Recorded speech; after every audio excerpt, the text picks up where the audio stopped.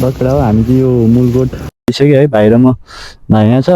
भाइ र म अघि खतरा लडियो, लामो मजाले लडियो, लडिनु पनि है, तर केही छैन। ल जाउँ। कस्तो दामी चिप्लेर लड्यो क्या अघि चाहिँ, तर ठिकै छ। अब हामी यहाँबाट निस्किन लाग्यो फेरि। अब हेरौँ के हुन्छ बाटोमा, देखाइहाल्ने छु।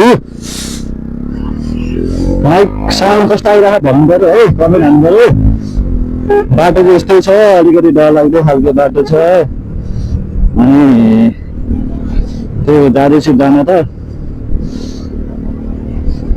अब आज फेरि ढिला नै निस्क्यो क्या हामी। कति बजे भन्दाखेरि 7 बजेतिर निस्क्यो। यस्तो ढिला नै भयो है। बाटो चाहिँ यस्तो रहेछ। अब फेरि लामो बाटो पनि 2 घन्टा जति त खोला खोला नै हिँड्नु पऱ्यो। खोलै खोला 2 घन्टा जति खोलै खोला हिँड्नु पऱ्यो। एकचोटि चिप्लेर पनि गरियो मजाले नै। अब चाहिँ रातिर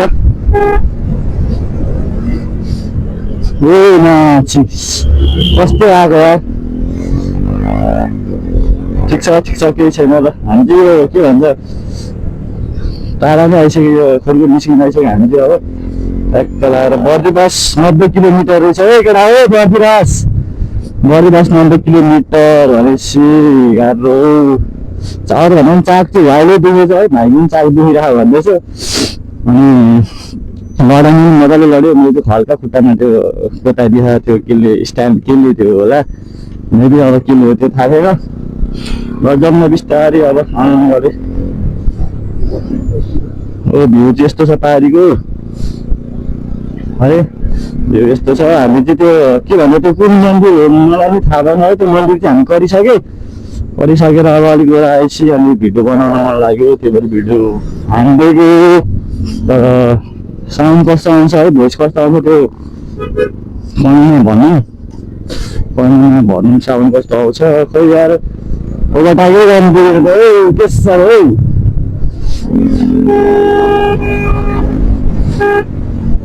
ए ना केटा गाडी बोल्यो मुखमा छाड्नु घरमा भनेको त मुख छाडे पराएको थियो। ठिक छ केही छैन। यता है दामी छ है भ्यू चाहिँ। ल यहाँबाट अघि त्यसको लागि सरी है। म त यो दामी देखेको नि यहाँबाट त खतरा भ्यू छ। पछाडि गाडी आइरहेको रहेछ।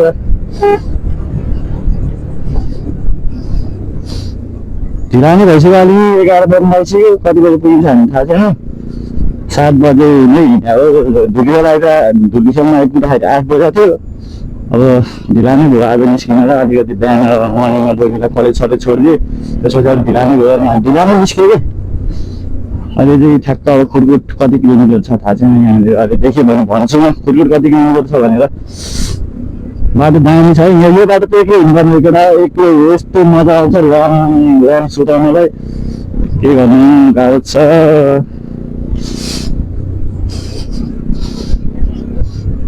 तलङ्की काठमाडौँ खुर्कुट सिन्धुली भन्ने गाइदिएछ अगाडि सन्तोष माझी।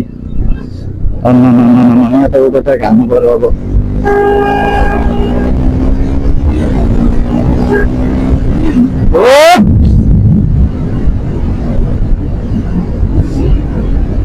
मजा आयो।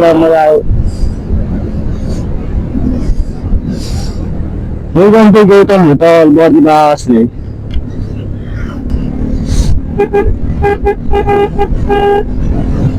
बाटो चाहिँ दामी छ क्या यताबाट।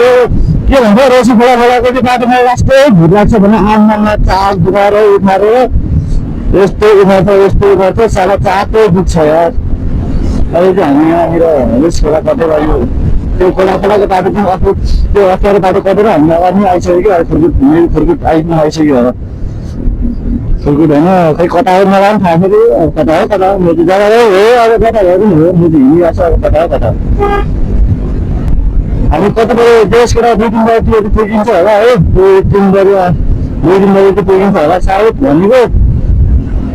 के गर्नु जाडो त कुरो छोड्यो केटा हो।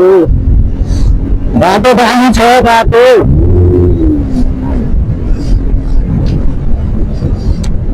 ठिक छ कि बाटो ठिक छ। सुनकोशी यो चन्द्रपुर खोला के खोला हो। खोला त खोले हो खै के खोला हो। मजाले हेर्नु पाएन कटिहाल्यो।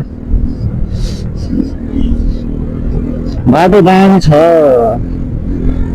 अहिले त्यो मिठो लडियो गर्न त त्यस्तो केही भएन मान्छेलाई नि बाइक चाहिँ हल्का त्यो लेगारमा त्यो ठोकिएर त्यो जुन लेगारको डोरीहरू चाहिँ खोस्काएर रहेछ ठिकै छ। यस्तो मिठो मिठो पानी छ कर्णाली त बाबा रे बाबा नानी किच्छु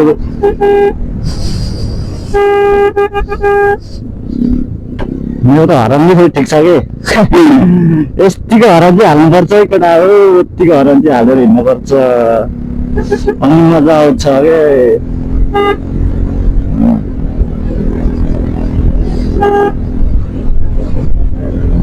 सुत्छ त हो बाइक त ल त्यो दाम हो यहाँदेखि जान्छ र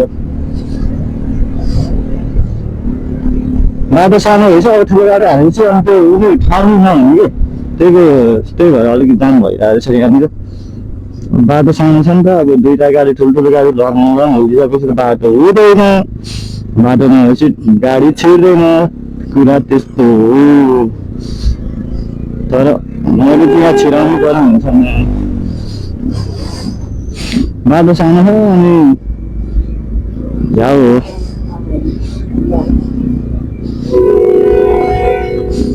काजीको साम पाडु राम्रो ल ठिक छ काजीको साम पाडु राम्रो केटा हो